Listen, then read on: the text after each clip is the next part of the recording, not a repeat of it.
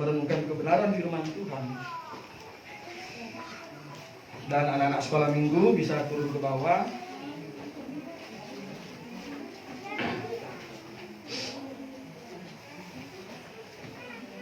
Saya undang jemaat sekalian untuk membuka. Turun dulu anak-anaknya biar terlalu terekam.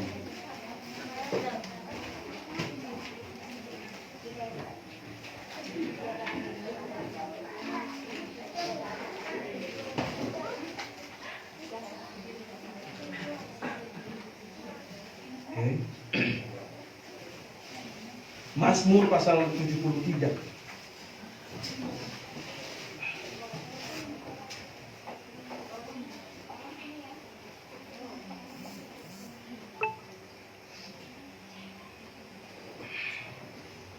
Mazmur pasalnya yang ke-73.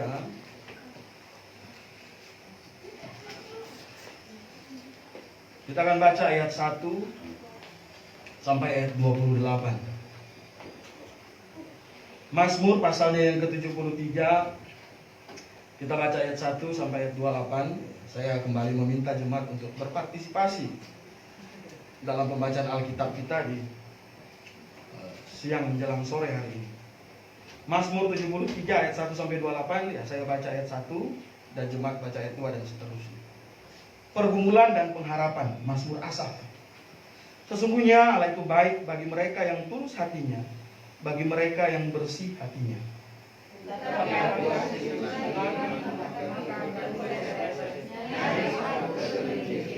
Sebab aku cemburu kepada pembual-pembual, kalau aku melihat kemujuran orang-orang fasik.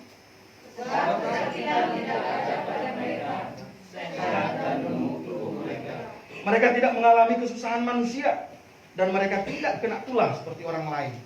Sebab itu mereka bertaruh dalam percobaan dan berpakaian kekerasan.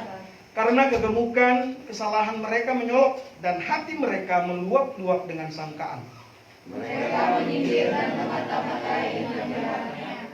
Hal pembalasan dibicarakan kepada dengan hati. Mereka membuka mulut melawan langit, dan lidah mereka membual di bumi. Sebab itu orang-orang berbalik kepada mereka, mendapatkan mereka seperti air yang berlimpah-limpah. Dan mereka berkata, bagaimana Allah tahu hal itu? Adakah pengetahuan pada yang maha tinggi? Sesungguhnya itulah orang-orang fasik. Mereka menambah harta benda dan kesenangan hambanya. Sia-sia sama sekali aku mempertahankan hati yang bersih, dan membasuh tanganku tanda tak bersalah. Namun sepanjang hari aku kena tolak dan kena hukum setiap pagi. Seandainya aku mau berkata-kata seperti itu, maka sesungguhnya aku telah berkhianat pada angkatan anak-anakmu. Tetapi jika aku bermaksud untuk mengetahuinya, hal itu menjadi kesulitan di mataku. Sampai aku masuk ke dalam tempat kudus Allah dan memperlihatkan kesudahan mereka. Sesungguhnya di tempat-tempat licin kepada mereka, kau jatuhkan mereka sehingga hancur. Betapa binasa mereka dalam sekejap mata, lenyap, habis oleh karena kedahsyatan. Seperti mimpi pada waktu terbangun ya Tuhan, pada waktu terjaga, rumah mereka kau pandang hina. Ketika hatiku merasa pahit dan buah pinggangku menusuk-nusuk rasanya. Aku menunggu dan tidak mengerti, seperti hewan aku didekatkan. Tetapi aku tetap di dekatmu, engkau memegang tangan kananku. Dengan nasihatmu engkau menuntun aku, dan kemudian engkau mengangkat aku ke dalam kemuliaan. Siapa gerangan ada padaku di surga selain engkau? Selain engkau tidak ada yang kuingini di bumi. Sekalipun dagingku dan hatiku habis lenyap, gunung batuku dan bagianku tetaplah Allah selama-lamanya. Sebab sesungguhnya siapa yang jatuh daripadamu akan binasa. Kau binasakan semua orang yang berzina dengan meninggalkan engkau. Tetapi aku sudah dekat pada Allah. Aku menaruh tempat perlindungan kepada Allah, supaya dapat menceritakan segala kerjaannya. Mari kita berdoa. Hari ini Tuhan kami mau belajar dari Asaf tentang apa yang dia gumuli, dan ini menjadi pelajaran hidup kami. Pimpin kami semua di dalam nama Tuhan Yesus kami berdoa dan mengucap syukur. Amin. Judul khotbah saya hari ini adalah jangan iri pada orang fasik. Saudara kasih dalam Tuhan kita Yesus Kristus, kita hidup ya di sekitar orang-orang yang memang kebanyakan mungkin tidak seberiman dengan kita, artinya orang-orang yang belum diselamatkan. Ada banyak hal yang bisa kita nilai dari kehidupan seperti itu. Mungkin ada orang yang sekeliling kita, orang yang susah, kita lihat kehidupannya susah, kita sudah susah, bahkan dia jauh lebih susah. Kita berjalan kemana-mana, ketemu dengan pengemis-pengemis, orang yang berjuang dengan hidupnya supaya minimal dia bisa makan pada hari itu. Tapi tidak bisa dipungkiri juga kita melihat orang-orang yang mungkin secara ekonomi jauh lebih kaya dari kita. Dan itu adalah ya kehidupan sosial yang nyata. Bahkan ada satu lelucon dunia bilang bahwa rumput tetangga selalu lebih hijau. Kalau orang-orang belum diselamatkan selalu melihat bahwa kok orang di samping saya lebih kaya dan seterusnya. Dan ini adalah satu penilaian yang manusiawi. Ketika kita tinggal di dunia ini, kita bisa melihat ada orang yang mungkin lebih susah dari kita. Tetapi kita juga bisa melihat ada orang yang mungkin jauh lebih mapan ekonominya dari kita. Mungkin hartanya jauh lebih banyak dari kita, jauh lebih melimpah daripada kita. Dan apa yang terjadi kepada Asaf dan menjadi perenungannya, dan itu dimasukkan dalam Alkitab, itu bagaimana Asaf melihat ada orang-orang yang tidak percaya kepada Tuhan, tapi kehidupannya kok enak sekali. Bahkan dalam ayat 13, kalau kita lihat di dalam ayat 13, di situ Asaf bilang begini, sia-sia sama sekali aku mempertahankan, apa katanya? Hati yang bersih. Sia-sia. Kok jadi orang taat ini susah sekali? Sudah taat bergantung kepada Tuhan, tapi kenapa kehidupan finansial ekonomi saya jauh di bawah orang-orang yang tidak takut kepada Tuhan? Kira-kira itu yang digumulkan oleh Asaf. Asaf melihat situasi yang ada. Mungkin dia nggak terlalu mengamati orang susah, tapi yang dia perhatikan adalah orang yang mungkin secara ekonomi kaya raya. Ini orang-orang ini nggak percaya Tuhan, tetapi kenapa kehidupannya jauh lebih baik dari saya? Oleh sebab itu, hari ini sekali lagi saya ingin kita mau merenungkan satu kebenaran firman Tuhan, satu tema, yaitu jangan iri pada orang fasik. Layakkah kita iri kepada orang fasik?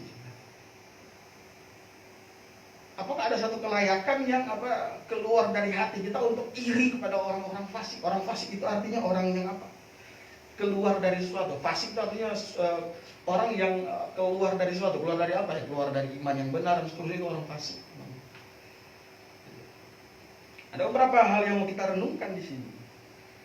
Beberapa pertanyaan yang mau kita renungkan di sini. Yang pertama adalah, apa keberatan orang benar ketika melihat orang fasik? Orang benar dalam hal ini Asaf, keberatan yang dia mau sampaikan kepada Tuhan. Kalau kita baca di dalam ayatnya yang ketiga, ayat 2 dan ayatnya yang ketiga, dikatakan bahwa tetapi aku sedikit lagi maka kakiku terpeleset, nyaris aku tergelincir. Sebab aku cemburu kepada pembual-pembual kalau aku melihat kemunculan orang-orang fasik. Kemudian dilanjutkan dalam ayatnya yang ke-13. Sia-sia sama sekali aku mempertahankan hati yang bersih dan membasuh tanganku, tanda tak bersalah, namun sepanjang hari aku kena tulah dan kena hukum setiap pagi. Seandainya aku mau berkata-kata seperti itu, maka sesungguhnya aku telah berkhianat pada angkatan anak-anakmu. Tetapi ketika aku bermaksud untuk mengetahuinya, hal itu menjadi kesulitan di matamu. Jadi ini adalah satu keberatan atau pergumulan ketika Asaf melihat apa yang terjadi di sekitarnya. Dia menyatakan itu langsung di hadapan Tuhan. Tuhan, jadi kok orang-orang berdosa ini, orang-orang yang tidak punya iman yang benar, orang-orang fasik ini, kenapa kehidupannya kelihatannya jauh lebih baik dari saya? Saya sudah punya iman yang benar, saya taat kepada Tuhan. Saya berada dalam gereja yang alkitabiah. Saya rajin melayani. Dalam pelayanan apapun saya berusaha untuk melakukan pelayanan tersebut. Kenapa Bang? Tapi kenapa Ini ada satu yang mengganjal Tuhan. Ada orang-orang yang tidak taat kepada Tuhan. Tetapi kenapa kehidupan mereka jauh lebih baik daripada kita? Bahkan Asaf berkata, sedikit lagi kakiku tergelincir, terpeleset. Artinya dia mungkin hampir nggak mau percaya Tuhan lagi. Udah kalau begitu mau menjadi orang fasik. Ini pertanyaan. Kalau pertanyaan ini ada dalam benak kita, yang pertama, jangan sampai kita menyalahkan Tuhan atas keadaan kita di dunia ini. Tidak bisa menyalahkan Tuhan. Ya, Asaf tidak sampai menyalahkan Tuhan. Kalau sampai dia menyalahkan Tuhan, masih ditulis dalam kitab Mazmur. Ya, Asaf hanya bertanya kepada fakta yang terjadi di hadapannya. Kalau Anda pernah berpikir seperti ini, yang pertama ya jangan sampai kita menyalahkan Tuhan. Ya, urusan berkat materi, kecukupan dan seterusnya, Tuhan sudah atur pada setiap kita masing-masing. Tentu harus mempertimbangkan kepada setiap usaha kita. Artinya apa? Ya, kita nggak mungkin dapat makan tiba-tiba kalau kita nggak akan kerja. Itu masalahnya. Kita nggak akan mungkin bisa makan kan itu kan. Anda berharap makan harga harga 500.000 satu kali makan, tapi kita nggak mau kerja, itu nggak mungkin terjadi. Jadi kita jangan menyalahkan Tuhan atas apa yang terjadi dalam kehidupan kita yang sifatnya materi, jasmani dan seterusnya. Ada banyak pertimbangan yang menyangkut kehidupan kita, kerajinan kita, kesungguhan kita, seterusnya. Dan yang kedua adalah prinsip materi bukanlah hal materi bukanlah prinsip yang paling esensi dalam kehidupan manusia.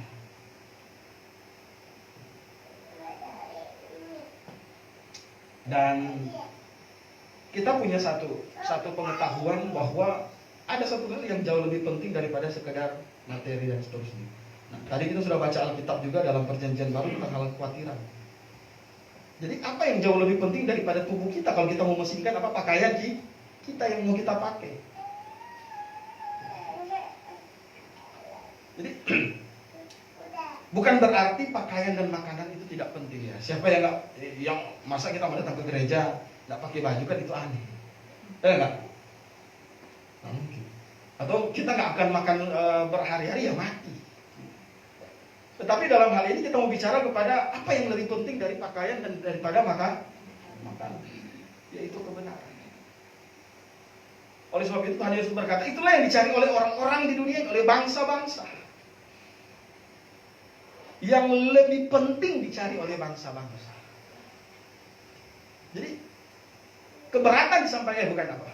Satu renungan disampaikan oleh Asaf dan itu menjadi renungan kita. Mungkin kita bisa bertanya kepada Lut, tapi jangan sampai sekali lagi kita menyalahkan Tuhan ketika kondisi seperti itu. Dan yang kedua adalah jangan sampai kita berpikir bahwa makanan dan pakaian itu adalah hal yang paling penting di dunia. Saudara kasih dalam Tuhan kita Yesus Kristus. Ada berapa keberatan yang pernah Anda sampaikan kepada Tuhan ketika Anda berdoa? Ada mungkin orang yang berkata, Tuhan, kenapa sampai sekarang saya misalnya keluarga saya begini-begini saja. Oke, kita bisa sampaikan itu kepada Tuhan. Tetapi jangan salahkan Tuhan kepada situasi yang terjadi dalam kehidupan kita secara materi dan secara jasmani. Ada banyak pertimbangan-pertimbangan yang Tuhan ingin supaya kita renungkan ya, kepada diri kita sendiri dan kepada tujuan Tuhan. Kenapa kita diizinkan mengalami hal-hal yang seperti itu? Kalau ditanya apakah orang percaya bisa merenungkan hal yang sama seperti yang direnungkan oleh orang fasik? Bisa saja. Cuma jangan sampai kita menyalahkan Tuhan. Dan yang kedua adalah prinsip pakaian, harta dan seterusnya itu adalah nomor sekian dan tidak jauh lebih penting daripada kebenaran sebenarnya. Kemudian yang kedua, karena ini agak panjang jadi saya mau agak cepat. Yang kedua, apa yang diandalkan orang fasik? Yang dikeberatankan oleh Asaf dan itu menjadi andalan orang fasik. dan menjadi rasa cemburu banyak orang, mungkin orang percaya. Nah, kalau kita baca di dalam ayatnya yang keempat sampai dengan ayatnya yang ke-12, di situ sudah dijabarkan oleh Asaf hal-hal apa saja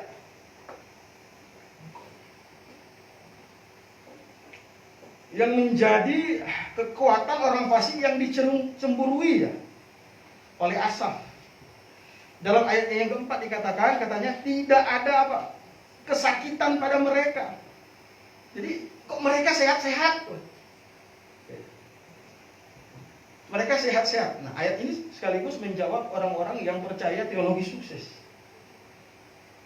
Teologi sukses mengajarkan kalau iman yang benar berarti manfaatnya ke orang percaya secara jasmani itu apa katanya? Positif-positif semua.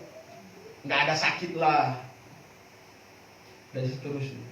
Oleh sebab itu kalau ada orang Kristen masih sakit, nanti orang yang punya pemikiran teologi sukses akan berkata bahwa jangan-jangan imannya masih salah. Tapi di sini Asaf melihat yang nggak ada sakit di sini adalah orang yang tidak percaya, orang fasik. Selama kita hidup di dunia ini, kita masih pakai tubuh jasmani. Kemungkinan sakit itu ada, gitu. Kemungkinan sakit itu ada. Bahkan sampai orang yang bilang, loh kok ada orang yang sudah pakai protokol kesehatan ketatnya masih kena COVID, gitu kan? Tak ada. Kenapa ya? Karena tubuh kita adalah tubuh sementara, tubuh yang sudah rusak karena dosa. Kemudian bagaimana dengan orang fasik yang kelihatan sehat-sehat saja? Dan ini menjadi kebanggaan bahwa kami sehat dan seterusnya. Apalagi ayatnya yang keempat dikatakan, ayat yang kelima katanya apa? Mereka tidak mengalami apa? Kesusahan manusia, dan mereka tidak kena tulah seperti orang lain. Jadi ya, orang-orang fasik dalam pengamatan Asaf itu lebih sehat dari orang percaya bahkan. Kemudian lebih apa? Mungkin lebih kaya, tidak ada kesusahan, dan seterusnya. Dan ayat ini sekali lagi menjadi apa? Satu pukulan telak kepada orang-orang pengagum teologi sukses. Kalau berkata bahwa percaya Tuhan Yesus pasti sukses, pasti sukses, pasti sukses. Nah, coba lihat. Ternyata ukuran sukses secara jasmani itu bukan iman yang benar. Iblis bisa menghasilkan banyak hal untuk menipu manusia. Dalam hukum Taurat diatur bahwa jangan engkau pergi kepada penyihir-penyihir, pergi kepada tukang-tukang tenun, pada dukun-dukun dan seterusnya. Kenapa Tuhan atur itu? Tuhan mau supaya orang Israel itu benar-benar bergantung kepada itu yang pertama. Yang kedua, Tuhan tahu bahwa iblis bisa melakukan manipulasi kepada hal-hal yang sifat sementara, dan itu bisa membuat manusia senang. Siapa bilang iblis tidak bisa menghadirkan kekayaan? Bisa, saudara. Siapa bilang iblis tidak bisa apa? Tidak bisa menaikkan seorang dari jabatan yang kecil kemudian naik kepada jabatan yang mungkin besar dan seterusnya. Siapa bilang?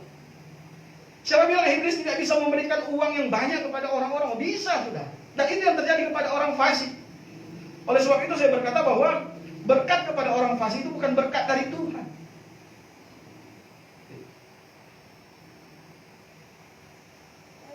Jadi secara asal biar sehat-sehat gitu. Kok hidup mereka makmur-makmur, kan gitu kan? Keberatan-keberatan yang disampaikan oleh Asaf. Kemudian ayat 6 sampai dengan ayat yang ke-12 itu bicara tentang apa tindakan-tindakan orang fasik.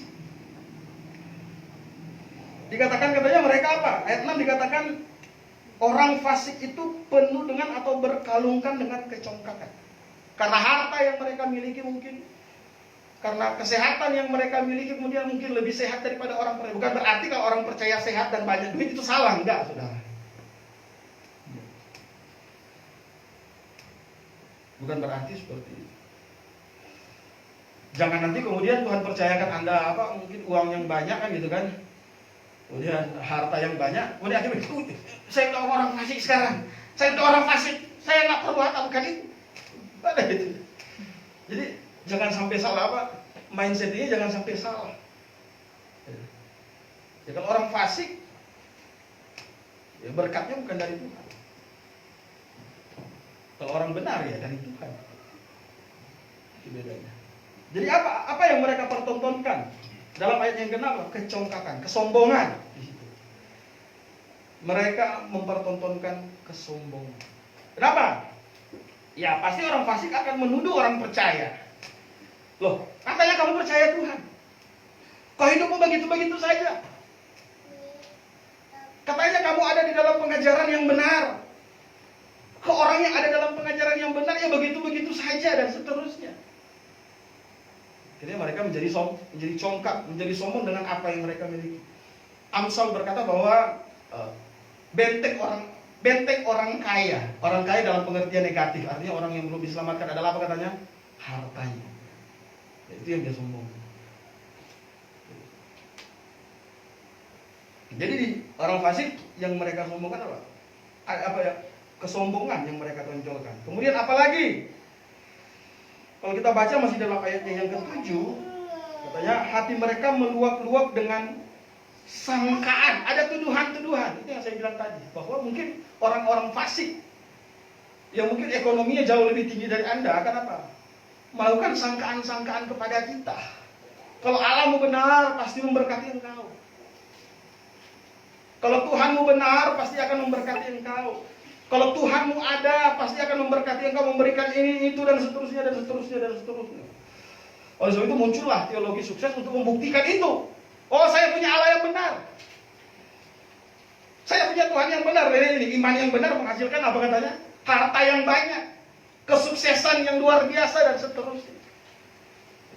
Jadi salah satu alasan kenapa teologi sukses itu muncul, ya untuk apa? Untuk mengkonter pikiran-pikiran orang fasik yang berpikir seperti itu, tapi itu salah.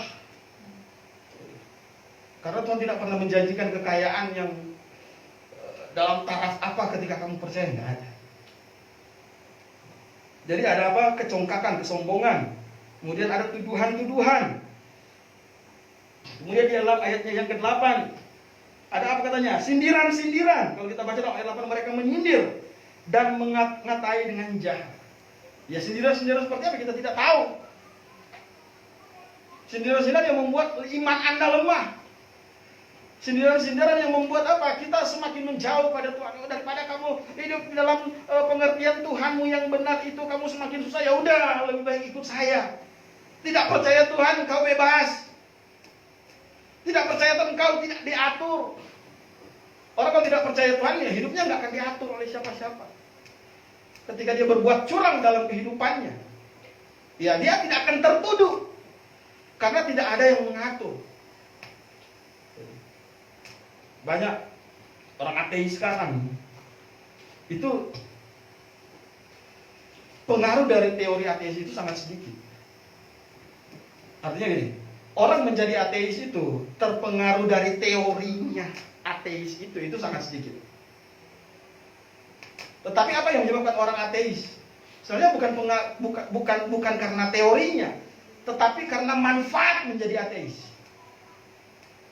Apa manfaat menjadi ateis? Bebas. Anda tidak diatur. Dan bahkan banyak orang yang hidup dalam ateismenya itu tidak mengerti ateis itu apa. Coba tanya anak pang yang suka naik Vespa itu. Kenapa kamu menjadi anak pang? Kenapa kamu gak pulang-pulang rumah? Bagi dia rumah neraka, saudara. Kenapa? Kalau di rumah dia akan diatur. Kamu sekolah, betul gak? Kamu jangan ini. Dia merasa bahwa aturan itu bullshit. Sesuatu yang apa? Tidak baik bagi dirinya. Terpengaruh dengan satu kehidupan yang tidak baik.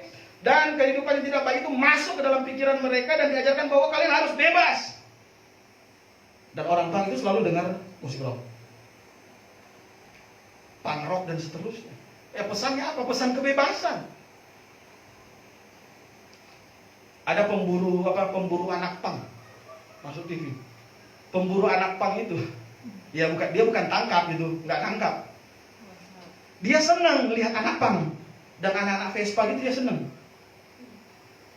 Jadi dia pernah ketemu ada dua laki-laki naik Vespa yang udah dimodif itu loh. Vespa modif, ada yang pernah lihat ya? Yang suka lalang melintang di jalan Soekarno-Hatta lah, di mana seterusnya. Oh, dia ada Vespa anak pang, dikejar. Tapi kan mau ditangkap gitu. Ternyata nggak ditangkap, ditanyai. Alasan-alasan kenapa kamu ini, kenapa kamu ditanya mau kemana? Oh, kami dari apa? Dari Jogja mau ke Aceh. Jogja mau ke Aceh. Di situ ada cewek satu. Terus yang bawa kamera nanya, kok emang kamu nggak dicari orang tua? Dia tanya ke cewek karena biasanya cewek itu harusnya di rumah kan gitu. Jangan keliaran di pinggir jalan di Vespa itu. Oh, orang tua sudah izinkan, saya sudah dewasa. Kami tahu bahwa kami perlu bebas dan seterusnya. Kemudian dia kasih duit, ya udah kalian hati-hati di jalan, dikasih duit. Kasih duit. Pemburu Vespa. Saudara kasih dalam Tuhan kita Yesus Kristus. Jadi orang fasik punya satu stigma. Kalau orang fasik itu kita kaitkan dengan ateis dan orang yang tidak percaya, tidak tunduk kepada kebenaran, bahwa ya mereka perlu bebas dan tidak mau diatur. Tidak mau terikat dengan satu aturan. Oleh sebab itu ya, mereka jarang berorganisasi kepada organisasi yang real gitu. Ya organisasi mereka gitu. Kemudian apalagi yang mereka tonjolkan? Ayatnya yang ke-9 dikatakan mereka membuka mulut melawan langit dan lidah mereka membual di bumi, yaitu meninggikan diri. Dan itu ada kaitannya dalam ayatnya yang ke-10 sampai dengan ayatnya yang ke-11. Ayat 11 kita lihat, dan mereka berkata, bagaimana Allah tahu hal itu? Adakah pengetahuan pada yang maha tinggi? Jadi mereka meninggikan diri dan menganggap remeh Allah. Jadi pikiran-pikiran orang fasik, dan ini yang ditonjolkan oleh orang-orang fasik. Melihat bahwa kehadiran Allah, kepercayaan kepada Allah, ketundukan kepada Allah adalah sesuatu lelucon. Bahkan mereka mengejek Tuhan di sini dengan berkata bahwa, loh, emang Allah tahu hal yang begini? Saudara, dalam prinsip Alkitab, Allah itu maha tahu. Amin. Tapi itu jadi lelucon orang fasik, emang Allah tahu. Kenapa? Karena bagi orang fasik, kalau Allah tahu kamu susah, pasti Tuhan bantu dan kamu nggak susah lagi.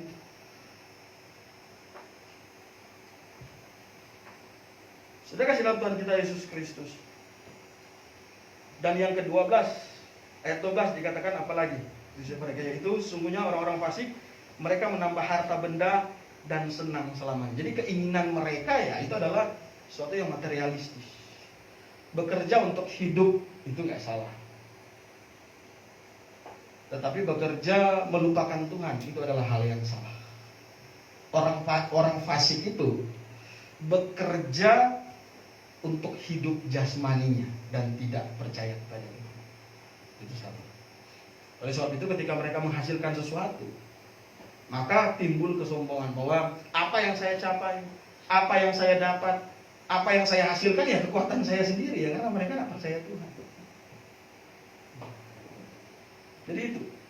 Yang pertama ada keberatan apa yang disampaikan oleh Asaf. Kemudian yang kedua apa yang diandalkan oleh orang-orang fasik. Dua yang mewakili. Yang pertama adalah kekayaan dan kedua masalah kesehatan. Bagaimana tindakan-tindakan mereka? Ayat 6 sampai dengan ayatnya yang ke-12. Sudah dijelas ada kecongkakan, kekerasan, kesalahan, olokan. Kemudian ada sangkaan-sangkaan. Ayat 8 ada kata-kata yang jahat, tinggi hati, meninggikan diri dan menganggap remeh Allah dan seterusnya. Dan ingat bahwa semuanya itu bertentangan dengan apa yang Tuhan atur di dalam Alkitab. Itu adalah sifat-sifat orang yang tidak percaya kepada Tuhan. Kalau kita baca di dalam Efesus pasal yang ke-6, hidup anak terang itu tidak ada kecongkakan, tidak ada kekerasan, tidak ada kesombongan dan seterusnya. Artinya orang fasiknya adalah orang yang memang tidak percaya kepada Tuhan dan berjalan mengandalkan dirinya sendiri.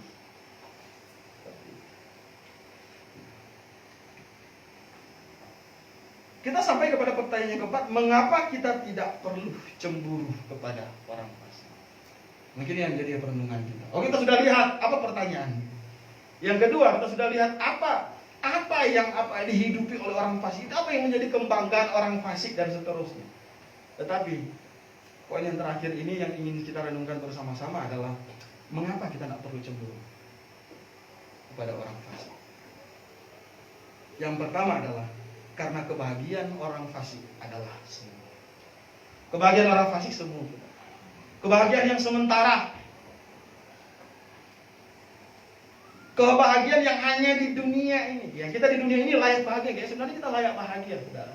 Tetapi kita juga harus memikirkan kebahagiaan untuk selama-lamanya. Kalau kita hanya bahagia di dunia ini, kemudian akhirnya mati masuk neraka. Ini adalah hal yang apa? Tragis dalam kehidupan itu. Kebahagiaan orang fasik semua terbatas oleh waktu. Ketika dia hidup di dunia ini, ya mungkin kalau dia bisa menikmati hartanya, dia akan hanya bahagia dengan hartanya pada saat ini. Dan bahkan banyak orang kaya tidak bisa bahagia juga dengan hartanya. Ya, orang yang terlalu kaya, terlalu banyak hartanya, pikir jangan-jangan ada orang mengambil harta saya. Jangan-jangan udah dicuri. Setiap hari dia cek rekening, udah berkurang, jangan-jangan udah ada yang bobol rekening saya. Oh ya, bisa aja. Dia nggak tenang. Karena kebahagiaan mereka semua, kebahagiaan uang yang kapan saja bisa lebih. Kalau kita baca, coba saya ajak jemaat sekalian untuk membuka satu ayat di dalam Amsal pasalnya yang ke-24.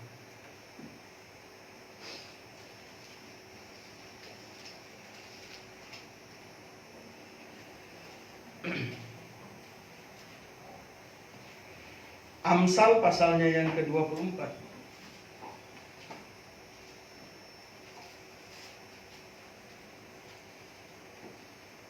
Ayat 19 dan 20.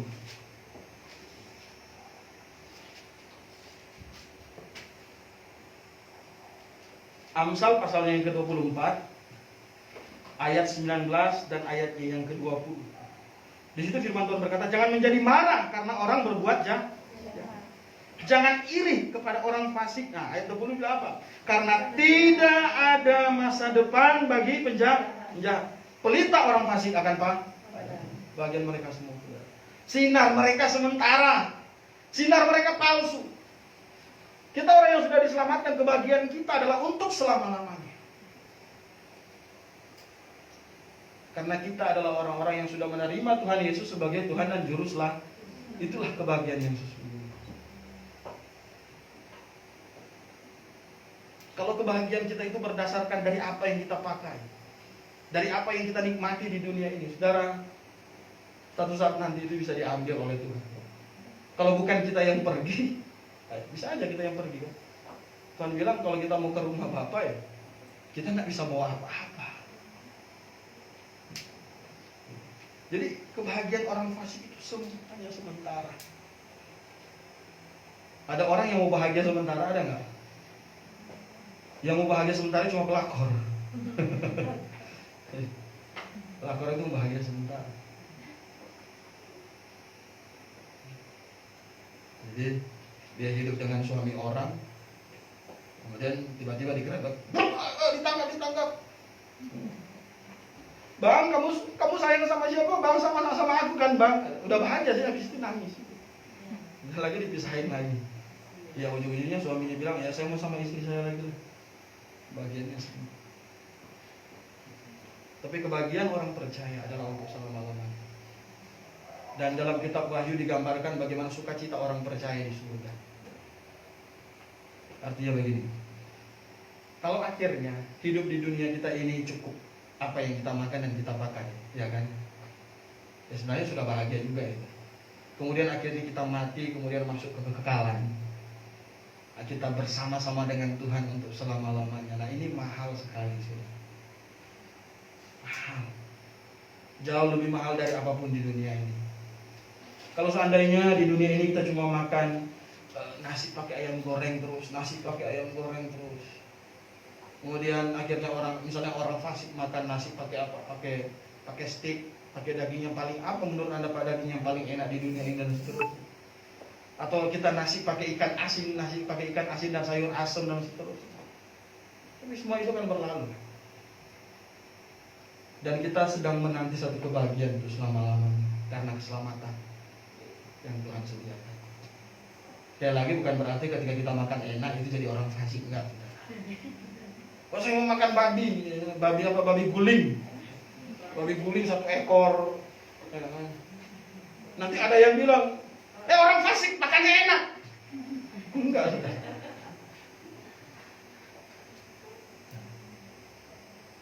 Tapi kalau harus hidup makannya tidak enak, ingatlah bahwa Tuhan menggantikan semuanya itu dengan sukacita. Sukacita untuk selama-lamanya. Sebab itu Anda kalau belum sungguh-sungguh diselamatkan masih ragu ya. Saya selalu ingatkan supaya renungkan lagi, bertobat dan percaya. Dan kalau Anda iri kepada orang fasik, jangan iri lagi. Karena Alkitab bilang kebahagiaan mereka sementara. Dan Tuhan akan memberikan sukacita dan kebahagiaan kita yang kekal untuk selama-lamanya. Anda mau pilih yang mana? Itu yang pertama. Yang kedua adalah mengapa kita tidak boleh cemburu kepada orang fasik. Karena kalau kita cemburu kepada orang fasik, nanti kita akan jatuh ke dalam dosa.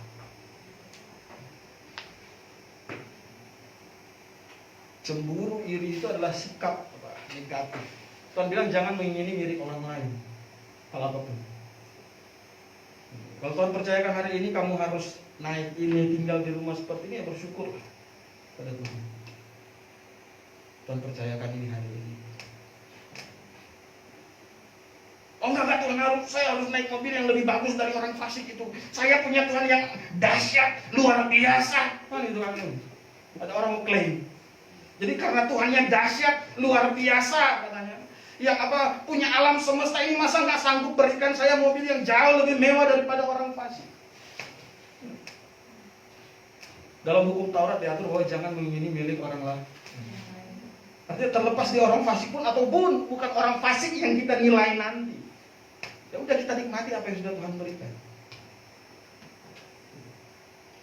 Memang ketika manusia jatuh ke dalam dosa, ada banyak hal, dan salah satu hal yang membuat karakter manusia menjadi tidak baik adalah tidak pernah merasa puas.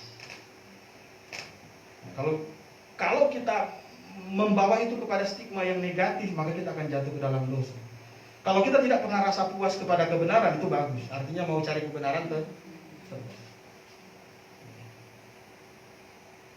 Tapi kalau kita bangkitkan rasa tidak puas karena cemburu kepada orang-orang yang belum diselamatkan, maka kita akan jatuh dalam dosa. Kita mulai berpikir bagaimana caranya supaya dapat seperti dia. Bagaimana caranya supaya saya punya mobil seperti dia, saya punya rumah seperti dia. Kemudian akhirnya sampai kepada praktek-praktek yang curang, yang sama seperti yang dilakukan oleh orang fasik. Itu bahaya. Jadi kita nggak boleh cemburu kepada orang fasik.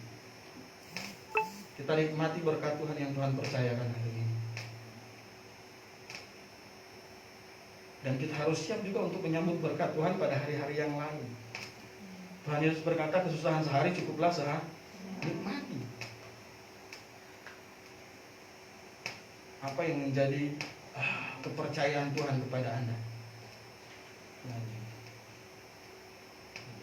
Bahkan kalau ada kita mengeluh, Tuhan kenapa hidup saya susah?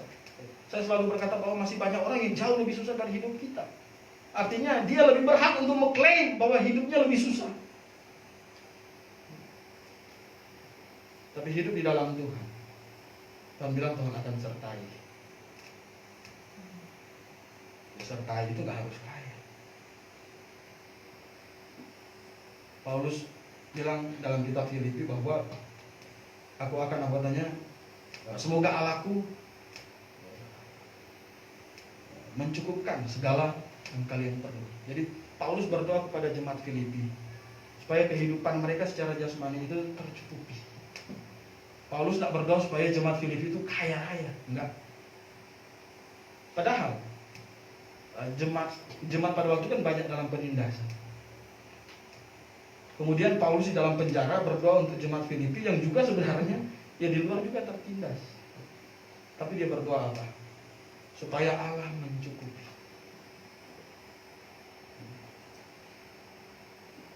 Kita berdoa untuk jemaat yang lain, dia berdoa untuk apa ya? Supaya Allah mencukupi. Tuhan, ada saudara seiman saya sedang bergumul, hidup mereka susah. Tuhan tolong pimpin, cukupkan. Nggak usah doa untuk supaya kaya.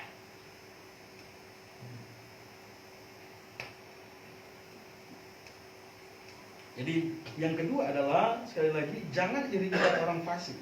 Karena kalau kita iri, nanti kita bisa jatuh dalam dosa. Coba kita lihat dalam Mazmur pasal yang ke-37.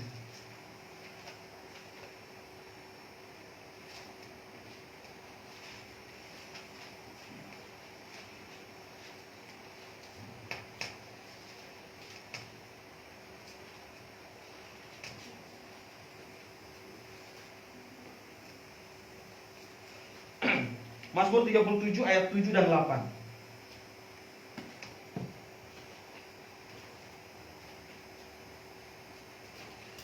Sebenarnya ini ayat satu perikop bicara tentang kebahagiaan orang fasik semua. Coba, tapi yang mau kita soroti di sini ayat 7 dan ayatnya yang ke-8. Ayat 7 dan ayatnya yang ke-8. Di situ firman Tuhan berkata, berdiam dirilah di hadapan Tuhan dan nantikanlah Dia. Jangan marah karena orang yang berhasil dalam hidupnya, karena orang yang melakukan tipu daya. Jadi konteksnya Tuhan bicara kepada orang yang berhasil karena melakukan tipu daya, itu orang fasik. Berhentilah marah dan tinggalkanlah panas hati itu. Janganlah marah, itu hanya membawa kepada kejahatan. Jangan marah. Karena katanya kalau kita marah terus dan cemburu terus kepada orang fasik, Tuhan bilang bahwa nantinya kita akan melakukan dosa. Nantinya kita akan hidup dalam dosa. Jadi yang pertama, kenapa tidak boleh cemburu kepada orang fasik? Karena kebahagiaan orang fasik semu, sedangkan kebahagiaan orang percaya adalah untuk selama-lamanya. Coba tahu ada orang fasik yang dengar di luar sana. Apa? Orang fasik itu orang yang tidak percaya kepada Tuhan. Orang yang tidak percaya ada Tuhan, orang yang tidak percaya kepada Tuhan, orang yang tidak percaya kepada karya Tuhan, orang yang tidak menerima Tuhan Yesus sebagai Tuhan dan Juru Selamat, itu orang fasik. Dan kesudahan mereka adalah hukuman. Mungkin selama mereka di dunia ini mereka kelihatan bebas, mereka terlihat makmur, mereka terlihat apa? Bahagia. Tetapi saudara kasih dalam Tuhan kita Yesus Kristus, Alkitab mengajarkan kepada kita bahwa nantinya mereka akan dihukum di neraka. Coba kita perhatikan kembali dalam Mazmur 73 tadi.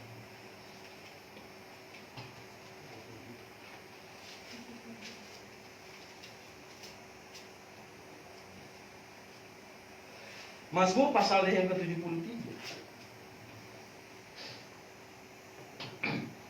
Coba kita lihat ayatnya yang ke-17. Sampai aku masuk ke dalam tempat kudus Allah, katanya apa? Dan memperhatikan kesudahan mereka. Jadi akhirnya Asaf terhibur, dia ingat lagi kembali kepada Tuhan, dan dia percaya bahwa nanti ketika saya masuk surga, dia akan menikmati bagaimana kesudahan dari orang fasik. Ayat 18, bagaimana kesudahan mereka? Sesungguhnya di tempat-tempat licin kau taruh mereka, kau jatuhkan mereka hingga hancur. Ini bahasa-bahasa penghakiman. Bagaimana akhirnya Tuhan memutarbalikkan semua sesuatu yang sudah pernah terjadi. Oke, ketika di dunia mereka bisa menikmati hal ini dan itu, tetapi satu saat nanti di hadapan Tuhan, Tuhan berjanji bahwa Tuhan akan menjatuhkan mereka dan menghukumkan mereka. Ayat 18, ayat 19. Betapa binasa mereka dalam sekejap mata. Karena yang menentukan orang itu masuk surga dan masuk neraka adalah Tuhan sendiri. Tuhan yang buat aturan.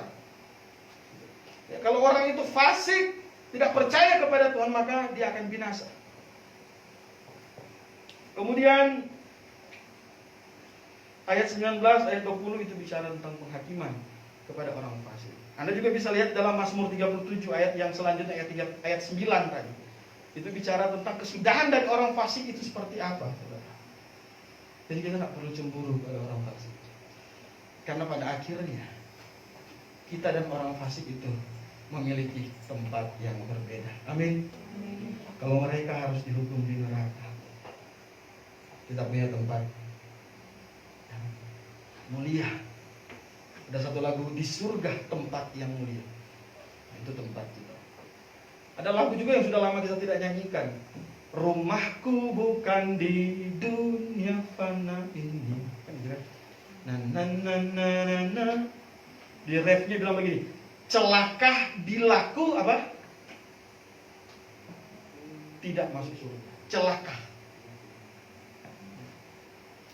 Orang fasik, Tuhan bilang bahwa tempat orang fasik adalah neraka. Karena apa? Karena Tuhan dia adalah iblis.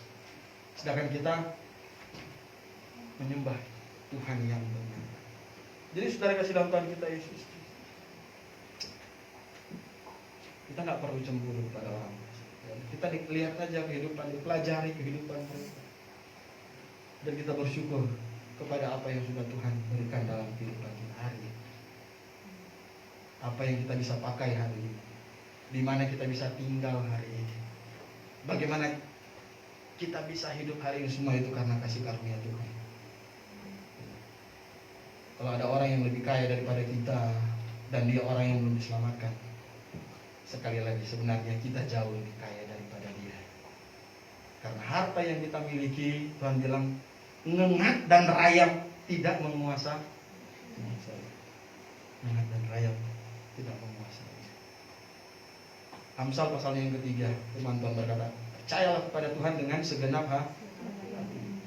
Jangan bersandar kepada pendirian. Ayat yang ini, percayakan hidup kita kepada Tuhan. Oh, banyak sekali ayat yang bisa kita lihat dalam Alkitab tentang orang fasik. Tapi saya rasa kita tidak mungkin bisa membuka semua.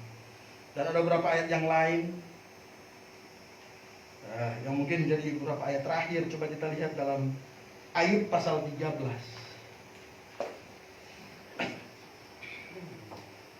Ayub pasalnya yang ke-13. Ayat 6.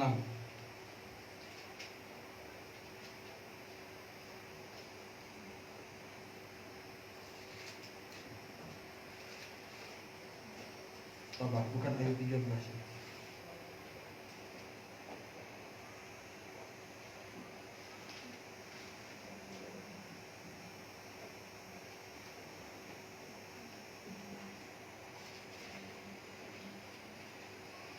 Ayub pasal 15, ayatnya yang ke-9.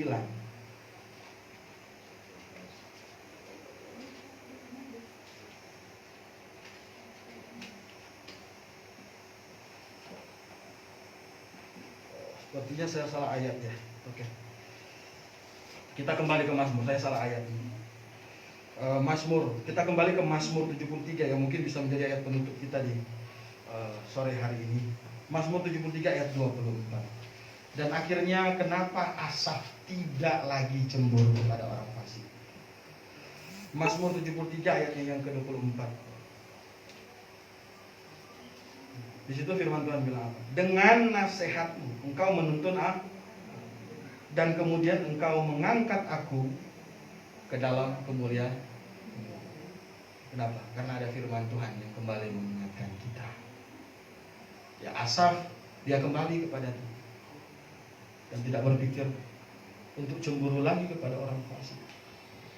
Dia bilang ya, Tuhan yang menuntun dia dan nantinya mengangkat dia kepada kemuliaan. Akhirnya apa? Asaf sadar bahwa kemuliaan orang percaya jauh lebih berharga daripada apa? Kemujuran dan kegembiraan orang fasik. Jangan iri kepada orang fasik, karena kita punya Tuhan yang sudah menyelamatkan kita. Mari kita berdoa.